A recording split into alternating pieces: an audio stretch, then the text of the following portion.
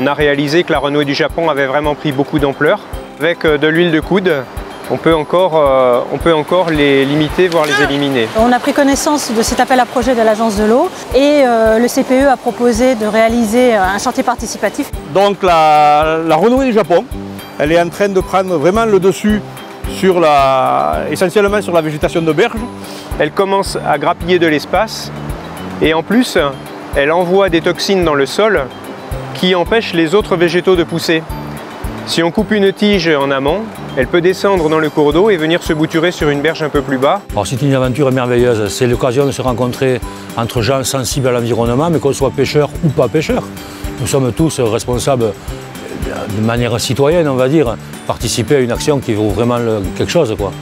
Faire ce chantier participatif, pour moi, c'était déjà former des gens pour savoir quoi faire en présence de la renouée du Japon. Et deuxièmement, avoir une sentinelle. Moi aussi, je l'ai découverte, je ne savais pas qu'elle s'appelait comme ça.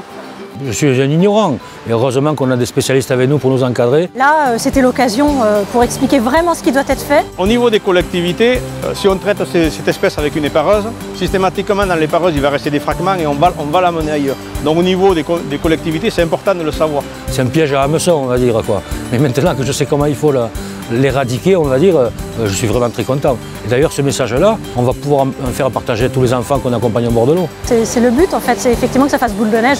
Heureusement qu'il y a des actions comme celle-là, justement, pour motiver un peu tout le monde, quoi, parce que des fois, on se sent un peu seul au bord de l'eau, quand même. Hein. On est vraiment ravis de l'engouement qu'il y a eu sur ce projet, avec en effet entre 20 et 25 personnes qui sont venues nous aider. Si on veut faire passer des messages aussi forts, il faut que tout le monde s'y mette, quoi. Et agisse en faveur des milieux et de la belle vallée de l'Adour.